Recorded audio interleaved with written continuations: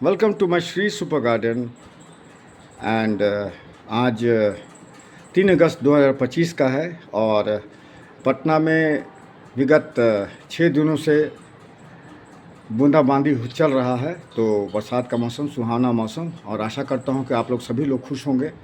और ये जो पौधा है इसे मैंने अपने ड्राइंग रूम में लगा रखा है, खिड़की के पास।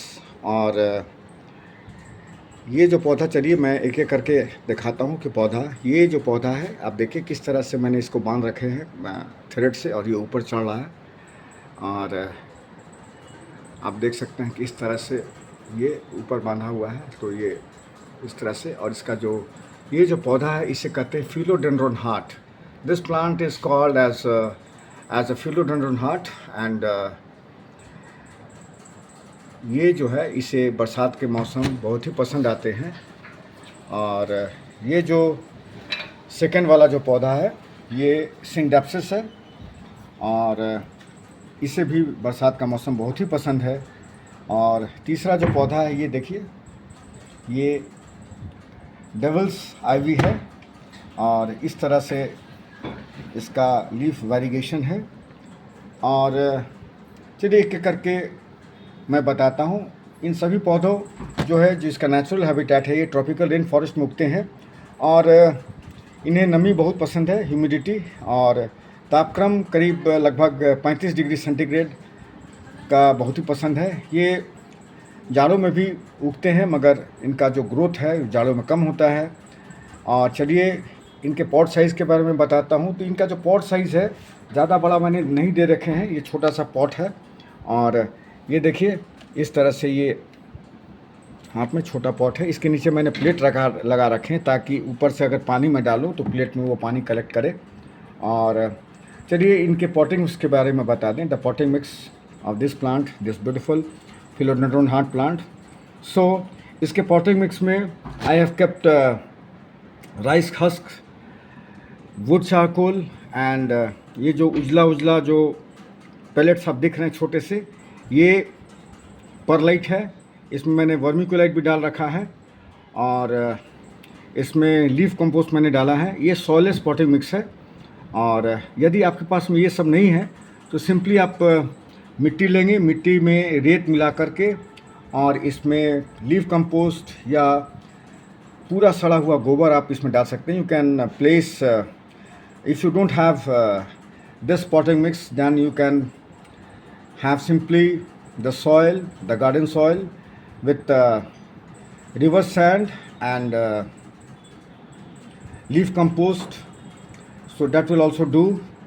So ये पौधे मैंने ये लगा रखे हैं और ये बहुत ही सुंदर से उग रहे हैं। जब भी मैं आँख खोलता हूँ सो के सुबह, तो मैं इन्हें जाग के देखता हूँ और इससे मुझे पॉजिटिव वाइब्रेशन मिलता है।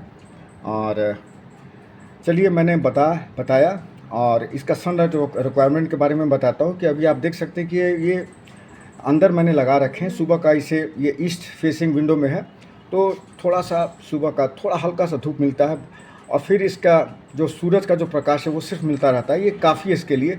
यदि आपका पास इस तरह का अगर प्लेस नहीं है तो you can place this plant below LED light in a room, so that इसमें भी वो आसानी से उग सकते हैं। बहुत ही सुंदर से प्लांट हैं ये। और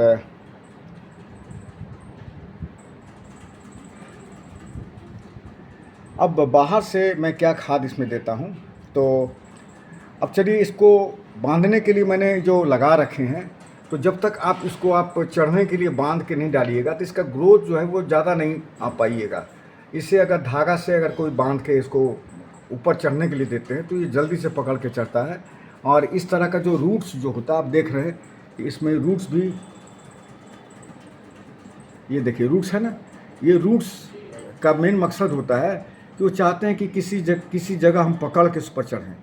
तो उसका तो मैंने सॉल्व कर दिया धागे से इसको बांध करके। और इसके जो एरियल रूट्स होते हैं वो वातावरण के नमी को भी ऑब्जर्व करते हैं, तो ये अपने वाटर के रिक्वायरमेंट में को भी पूरा करते हैं। चलिए इसको वाटरिंग के बारे में चलिए मैं आपको एक फैक्ट बताता हूँ कि अगर बरसात का पानी अगर आपने कहीं कलेक्ट कर रखे हैं, अगर बरसात का पानी इसे देते हैं तो बरसात का पानी इसके ग्रोथ को बहुत ही एनहांस करता है। मगर मैं वो ऐसा नहीं करता हूँ। मैं सिंपली टैप वाटर या आरओ का पानी मैं देता हूँ और इसका ग्रोथ बरकरार रहता है, ये हरे भरे रहते हैं। अगर आप इसमें इस पत्ते में थोड़ा सा भी पीलापन अगर देखते हैं, इसका मतलब ये है कि इसमें ज़्यादा पानी जा रहा है, तो आप पानी कम कर दें। वाटर का जो फ्रीक्वेंसी है इससे बहुत ज़्यादा नहीं देंगे। इसमें थोड़ा सा कोकोपीट भी मैंने डाल रखे हैं, वो वाटर को एब्जॉर्ब करके रखते हैं। तो इस तरह से इनका वाटर का रिक्वायरमेंट होता है, सनलाइट का रिक्वायरमेंट हुआ। मैंने बताया मैन्योर का, ऑर्गेनिक मैन्योर मैंने डाल रखे हैं, डीएपी मैंने डालता हूँ। डीएपी जो है मैं बाहर से डालता हूँ। चलिए डीएपी मैं दिखाता हूँ। डीएपी क्या होते हैं? डाई अमोनियम फॉस्फेट होते हैं और इस तरह के खाद आते हैं और इनका विशेषता मैं आपको बताऊँगा। ये देखिए, ये मैं 3-4 दाने हर 15 दिन पर डाल देता हूँ, ताकि डीएपी जो होता है डाई अमोनियम फॉस्फेट होता है, इसमें नाइट्रोजन और फॉस्फोरस दोनों रहते हैं जो पौधे को देते रहते हैं। और इस खाद का क्या विशेषता है कि ये बहुत धीरे धीरे घुलते हैं। और सिंपली इसको कैसे डालना है, तो मैं सिंपली इस सरफेस के ऊपर मैं डीएपी डाल देता हूँ, थोड़ा जड़ से दूर इधर। और जब मैं पानी डालता हूँ तो हल्के से घुल के वो अंदर जाते हैं, एक बार में नहीं घुलते हैं।